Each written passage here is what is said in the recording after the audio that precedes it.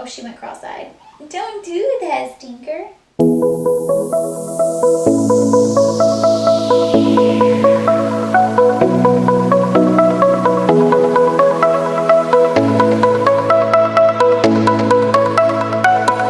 Hi, Jessica here with little Miss Tennyson. She is 2 weeks old today. Hi, Gracie. I actually want to take a second to say Happy Father's Day because it is Father's Day today. And our daddy is working. He just went back to work yesterday. He took 2 weeks off. It was so helpful. And I highly encourage any new parents to do that. It's so nice for the dad to have 2 weeks off with the mom. Unless you can get more. He had to use his vacation time because he doesn't have paternity leave at his job, or paid paternity leave. So he took the 2 weeks with us, and we were so thankful to have him. But she is 2 weeks old today. She was born Sunday 2 weeks ago on June the 3rd, 2018. She weighed 6 pounds, 8 ounces, and she was 20.5 inches long. We are so thankful to have her here. We were able to have the birth that we wanted, which I'll go into detail with later. I am going to be making a separate video on the labor and delivery itself with Chad, because he was an active part of the labor and delivery. We went completely unmedicated, all natural, didn't even use any gas. And of course no epidural, and we had her in a low intervention room in the hospital. I had mentioned in a previous video we really wanted to have her at home, but our insurance did not cover that. So our insurance did cover us using the practice that we were using, which has midwives, and so a lovely midwife delivered Miss Tennyson here. And we were just very happy with the whole process. I ended up having her on a little mat on the floor, a little padded mat on the floor on my hands and knees, and I don't know how anyone delivers a child any other way. It just felt very natural. She came into the world very peacefully. We had to make her cry, and she's a very easily consoled baby as well. So we've really enjoyed being parents. She started nursing right away. I had heard before I had her that newborns, like even a few minutes old, will do this little salamander type crawl if you lay them on your stomach, and they'll crawl up to your breast and feed just by themselves. We weren't gonna put her through that. We were just gonna latch her onto my breast. But it inadvertently happened anyway. We put her on my stomach, and I had a sports bra type top on, and so I was working on getting out of that, and she just started crawling up my stomach trying to latch on, and it was the most magical thing I've ever seen. She was probably like 3 to 5 minutes old. Hi. Speaking of which, she had a great latch from the very beginning. Day 2 in the hospital, we had a lactation consultant come in, and she taught me how to use our breast pump, which we have the Spectra. I'm really happy with it. It is not wireless, or it's not wireless. So you do have to plug it up, and it does not have the double breast pump. But the thing I do like about it is that it's very quiet. It doesn't have that like so many breast pumps do, where you can like hear it at the next house over. No, it's very quiet, works really well. I really enjoy it. So I highly recommend the Spectra. Our insurance paid for it, no problem. But as I was saying, our lactation consultant came in, and after she taught me how to use the breast pump, Tennyson was awake, so she said, you know, why don't you let me see her latch, just to make sure we're not doing anything to strip your nipples or anything that would cause you to be more uncomfortable later. And so I said, okay, and I basically put Tennyson up here, and she just went and latched right away. Anyway, the lactation consultant was very happy with her latch, as you can tell from the story. And the only problem I've had at all, I do use the lanolin every time after I breastfeed. The only problem I've had was that I actually had a cracked nipple. It was very painful. This happened actually before I even had her.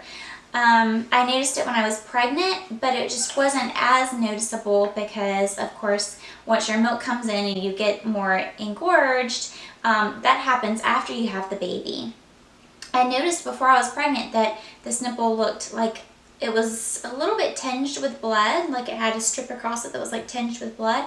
And I just thought that was part of my body's preparation for getting ready for her. It still could be, but after I did get engorged, I realized, because it started bleeding more, I realized that it was actually cracked. It did heal itself within a week.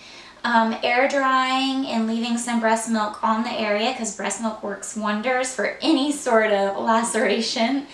Air drying and leaving breast milk on that area is what caused it to heal, but it was extremely painful for a couple of days. Once it did heal, it was so much better. And everyone does say that breastfeeding really sucks for the first 2 weeks. I concur with that statement wholeheartedly. She never had any trouble breastfeeding. She always had a good latch, but when your breasts just are not used to being used as feeding instruments, you get things like blisters and cracked nipples, even if your baby does have a good latch. So I would say that it took me about a week and a half to get to where I wasn't in agony every time she would latch, even though she had a proper latch. So a little bit about the birth itself. The last time I did an update video was at 30 weeks during my pregnancy. Things just started getting really, really busy after that. I was working up until I think 36 weeks. And then I just got really tired. So it was extremely difficult for me to continue doing updates. So one thing that you didn't hear toward the end of my pregnancy was that at 36 weeks, I think, I had the test for group beta strep, and I was positive for that. So basically what that meant is that group beta strep is something that just happens during pregnancy. It's a bacteria that lives within the vagina, and just because you have it in one pregnancy doesn't mean you'll have it in the next. It's not something that you contract from someone. It's just kind of something that happens. It's not harmful for the mother at all, but it's very harmful for the infant, and infants can actually die within 6 hours of being born if they are not treated for group beta strep. So basically part of the treatment is the mother has, once she goes into labor, has to have 2 rounds of antibiotics, or at least 2 rounds of antibiotics. The antibiotics are administered, The antibiotics are administered every 4 hours. So you essentially have to be in labor for at least 8 hours in order to get the proper amount, or I'm sorry, at least 4 hours to get the correct amount or the safe amount of antibiotics. You can literally have the second round of antibiotics right before you start pushing, and you're covered since they are administered intravenously. It really would have been convenient if my water had broken, and then we could have just gone to the hospital. They could have given me the first round of antibiotics, and then we could have gone back home and I could have labored at home. Our birth didn't really work that way. I was in labor actually for 2 days with fairly consistent contractions that just continued to get stronger and stronger before I eventually had a pretty significant bloody show. And then we went to the hospital and they said, okay, well, you're 5 centimeters, sister, so why don't we get you a room and administer some antibiotics? So my water didn't even end up breaking until I was between 9 and 10 centimeters. We were actually able to have about 3 or 4 rounds of antibiotics before she came, which meant she was entirely safe, which we were very, very happy about. Even if you are not pursuing a 100% natural childbirth, even if you would like to have an epidural, I would highly recommend getting the book Birth Skills by Juju Sundin. It just, I think, is a really good birthing tool. It talks about being bigger than the pain. Even if you are planning on having an epidural, the contractions up until the time they will admit you at the hospital can be pretty intense. My contractions got pretty intense at 4 centimeters. They of course got way more intense between like 7 and 10. But I would highly recommend it, so that you don't become a victim of the pain, so that you can have a really good perspective on the contractions themselves and understand and appreciate the way that they are working to get your baby out. That book really helps with that, and it also gives you lots of tools such as vocalization, carrying stress balls with you, things to distract yourself, things to make it through those contractions. I would highly recommend getting it if you are at any point going into labor, even if it's not completely the natural route, the way that I did. I'd also recommend getting a doula. My doula, they're educated and equipped to help you through childbirth. She brought essential oils. She always knew what to say. She would remind me how strong I was through the contractions, and just hearing something like that from someone who knows inherently that you need it. And she was also very helpful for, giving my husband a break. Like I said, I was in labor for 3 days. It was exhausting for everyone. So definitely beneficial. You can plan on spending somewhere around $600 to $1,000 for your doula.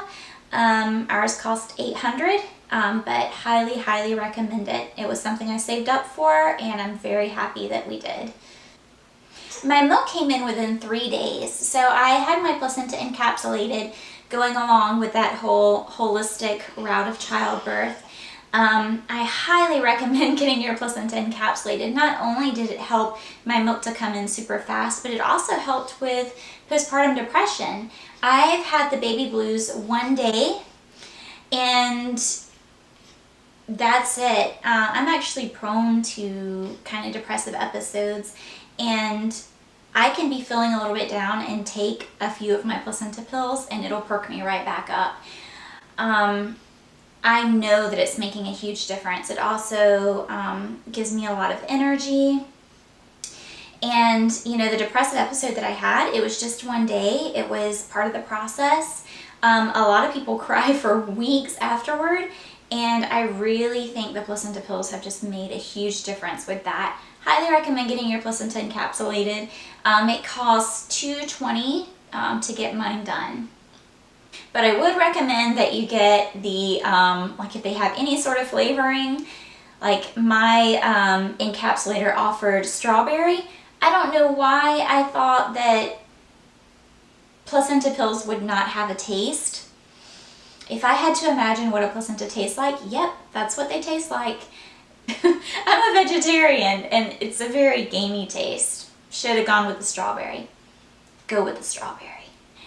Everything down here is healing up. I did have 2 second-degree perineal tears, and you could feel the stitches. I swore that one of them had ripped after I gave birth. It didn't. It just was quite painful because everything was swollen for about a week or so. A few days ago, I finally got to where I could actually just wipe with regular toilet paper. Before, I was using warm water in a bottle to just cleanse everything. Even peeing would really, really hurt because it was fresh meat in that area. It was the Wild West down there for a good week, week and a half after I gave birth to her. A lot of people say to use pads. I went all out. I used adult diapers and stuffed maxi pads into them that looked like small canoes. And I'm really grateful that I did, because I don't think just a pad would have sufficed. Things were out of control down there. They say that if you pass a clot larger than the size of a golf ball, that's when you need to be concerned, but otherwise, looking like you're dying after you give birth is completely normal. And you have contractions as you breastfeed, because breastfeeding and any sort of nipple stimulation actually causes contractions, which is why you're supposed to do that, to actually send yourself into labor as well. But yeah, it's your uterus contracting back down when you're breastfeeding. And so part of your uterus contracting back down is cleaning all that goo out, that postpartum goo. And so anytime after you breastfeed and you check the maxi pad, it's gonna look quite scary, but don't be alarmed, it's perfectly normal. It finally went away after about a week and a half. Things are not looking nearly as scary down there anymore.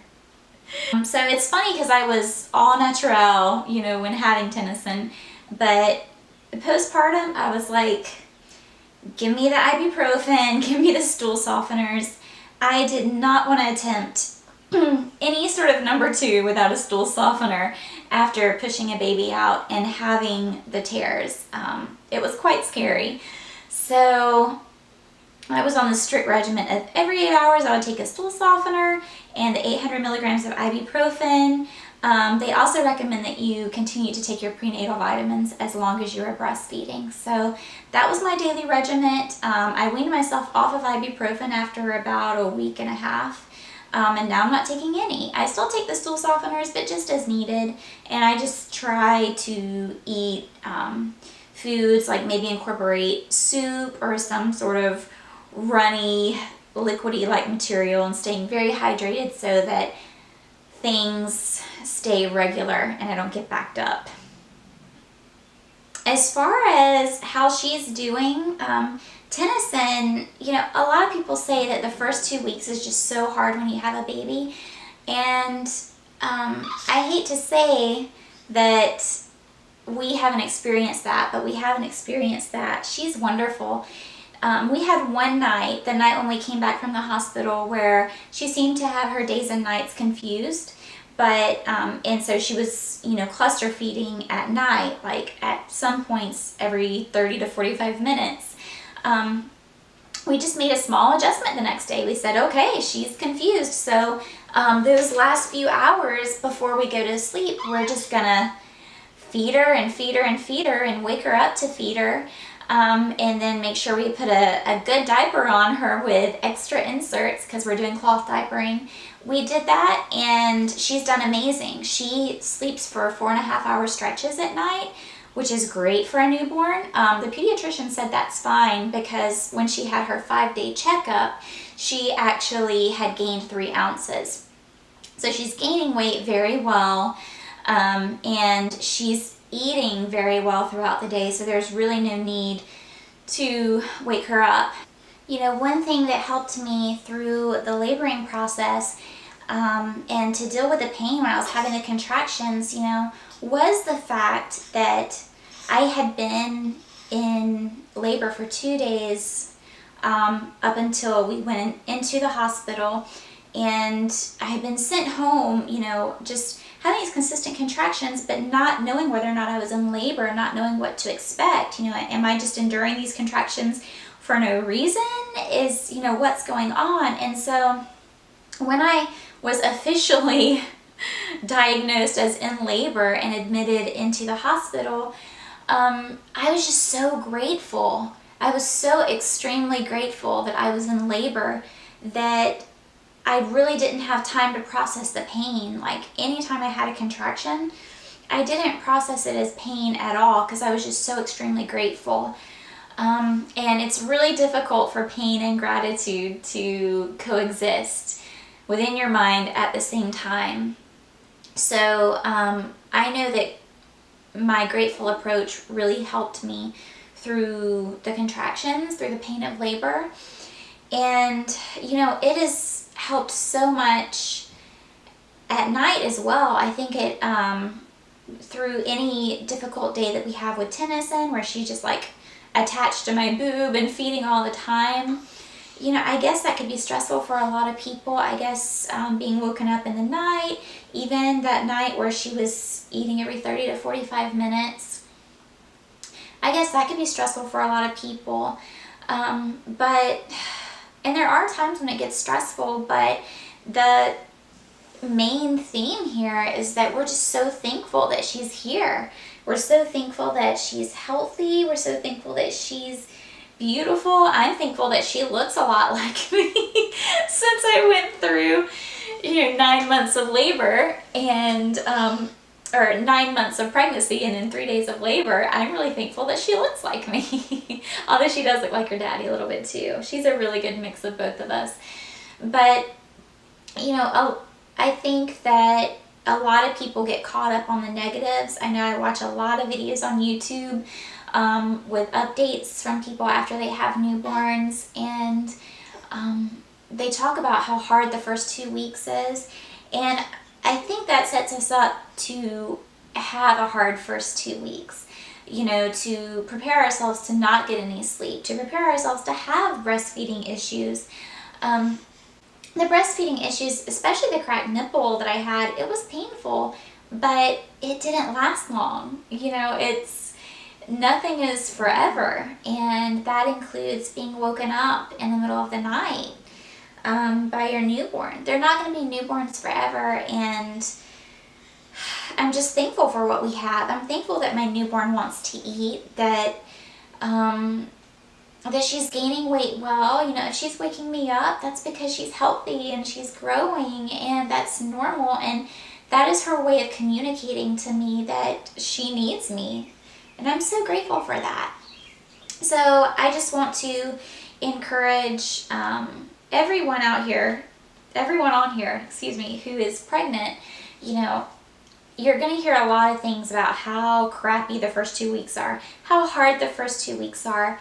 I didn't have that experience, and it's been an amazing 2 weeks, and it may not be that way for you.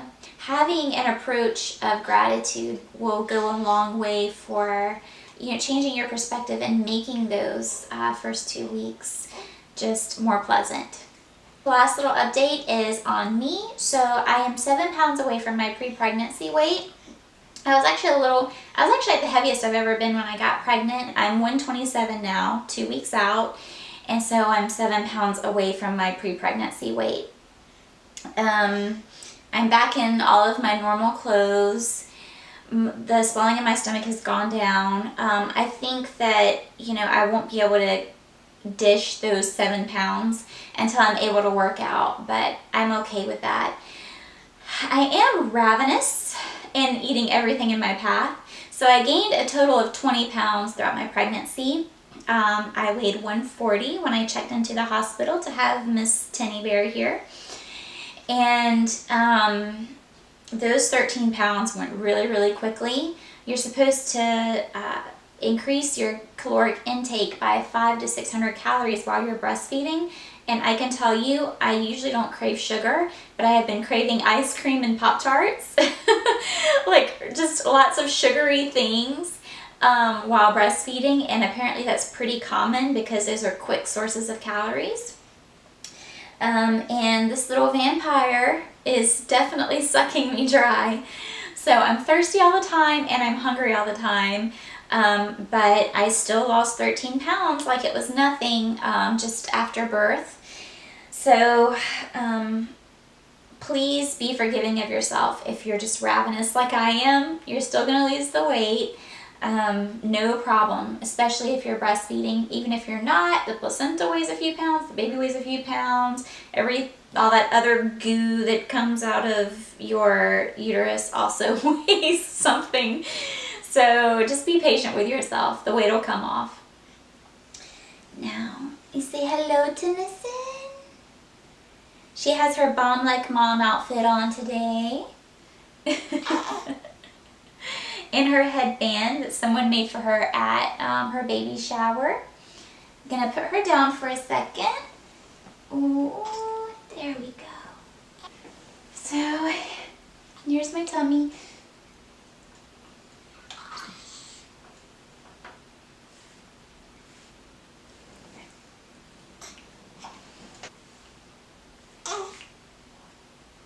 And this little girl is ready to feed. So I'm gonna cut the video off here, but thank you so much for watching. And I'm going to update as often as I can. I'm going to put together a newborn essential items list along with my labor and delivery story. And I have some cool ideas for other videos as well. So stay tuned to get more updates from us. And as always, thank you for watching. And again, happy Father's Day. All right, see you later.